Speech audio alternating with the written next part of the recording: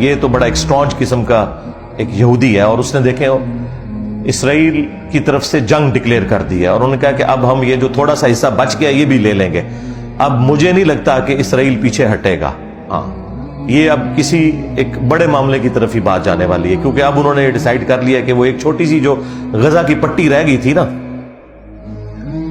جس کی ایک طرف میڈیٹرینین سی آتا ہے، ایک طرف ایجپٹ ہے، اور باقی دو طرف اسرائیل نے ایک باڑ بنائی ہوئی ہے، اور ایک سمجھ لے ایک جیل خانہ ہی ہے اتنا بڑا، جہاں 20 لاکھ کے قریب مسلمان رہتے ہیں، اور ان کی حالت بھی اتنی ناگفتہ بے ہے کہ آپ سوچ نہیں سکتے، پینے کا پانی بھی ان کے پاس اویلیبل نہیں ہے۔ یعنی آپ کو لگے گا وہ 1000 سال پرانے کو رہنے والے لوگ ہیں، جس طرح کی ان کی زندگی بچاروں کی مشکل ہے۔ تو اب اس صورتحال کے اندر معاملات ظاہر ہے اس سے آگے کی طرف جائیں گے، صورتحال بگڑے گی۔ اللہ تعالیٰ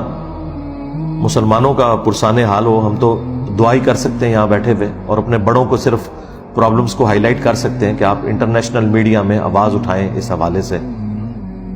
اور اس معاملے کو سالو کرنے کی کوشش کریں۔ 70 AD کے اندر 70 عیسوی میں نبی علیہ السلام کی پیدائش سے 500 سال پہلے ٹائٹس جو رومن ایک جنرل تھا، اس نے حملہ کیا تھا یروشلم کے اوپر، اور اس وقت تو ظاہر ہے وہ بت پرست جنرل تھا، اور انہوں نے یہودیوں کو قتل کیا، کوئی 1.25 لاکھ کے قریب یہودی قتل ہوئے، اتنوں کوئی وہ قید کر کے لے گیا، اور ہیکل سلیمانی برباد کر دیا۔ اس کی صرف ایک دیوار بچی ہے جسے ویلنگ وال کہتے ہیں، دیوار گریا، اور جس کے سامنے یہودی جو ہے وہ اس طرح کر کے تورات پڑھ رہے ہوتے ہیں، وہ ایک دیوار وہ باقیات ہے ہیکل سلیمانی کی۔ اور یہ سلسلہ اسی طریقے سے ان کا رہا، پھر ڈائسپورا شروع ہو گیا، ان کا انتشار پوری دنیا میں پھیل گئے، ظاہر ہے وہاں سے تو وہ نکال دیے گئے۔ نبی صلی اللہ علیہ وآلہ وسلم کا دنیا میں آنا یہودیوں کے لیے بھی رحمت ثابت ہوا۔ آپ علیہ السلام کی مبارک دعوت کی برکت سے جب اسلام نے عروج پکڑا، اور سیدنا عمر کے دور میں یروشلم فتح ہوا ایک پیس ٹریٹی کے تھرو، اس وقت یروشلم پہ حکومت تھی کرسچنز کی۔ جب ہیکل سلیمانی توڑا گیا، اس وقت حکومت تھی رومن امپائر کی جو کہ بت پرست تھے، لیکن وہ بیچ میں ایک ان کا ایمپرر آیا کانسٹنٹائن II، جس کے نام کے اوپر قسطنطنیہ شہر ہے، اس نے کرسچینٹی اڈاپٹ کر لی۔ یہ آلموسٹ آپ سمجھ لیں نبی صلی اللہ علیہ وآلہ وسلم کی پیدائش سے 200-250 سال پہلے کی بات ہے۔ تو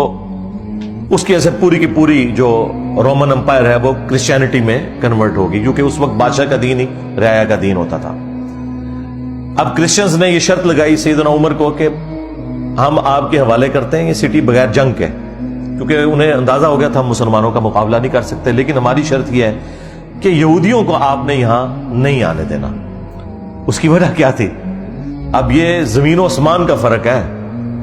اتنے بڑے لیول کی دشمنی دنیا میں کسی بھی دو مذہب کے درمیان نہیں ہے جو جیوز اور کرسچنز میں۔ یہ آج کی بات میں نہیں کر رہا، یہ آج صورتحال کیوں بدلی ہے میں بعد میں بتاتا ہوں۔ زمین و آسمان کا فرق کہ ایک مذہب کے ماننے والے اسے خدا کا بیٹا کہہ رہے ہیں اور خدا کہہ رہے ہیں، پروٹیسٹنٹ جو ہے وہ خدا کہتے ہیں اور کیتھولک خدا کا بیٹا کہتے ہیں، اور دوسرے کہہ رہے ہیں کہ اس کی اصل میں خطا ہے یا آؤٹ آف ویڈلاک پیدا ہوا ہے، نعوذ باللہ من ذالک۔ تو ان دونوں کا تو آپس میں ملاپ ہو ہی نہیں سکتا تھا۔ کرسچنز نے کہا کہ جیوز یہاں نہیں گھسیں گے، یہ ہمارے جیزس کرائسٹ کے قاتل ہیں۔ تو یہ بات تو ان کی نہیں مانی گئی، البتہ ایک بات سیدنا عمر نے مان لی کہ ٹھیک ہے ہم انہیں یہاں آباد نہیں ہونے دیں گے، صرف وزٹ کریں، انٹرنیشنل سٹی سے ڈکلیئر کر دیں گے، کرسچنز بھی آئیں، جیوز بھی آئیں، مسلمان اوورآل اسے دیکھیں گے، لیکن چونکہ یہ تینوں مذاہب کے لیے ایک ریسپیکٹیبل جگہ ہے، لہذا تینوں مذاہب کے ماننے والے لوگ زیارت کے لیے اپنے حرم میں آ سکتے ہیں۔ اور پھر اس وقت سے لے کر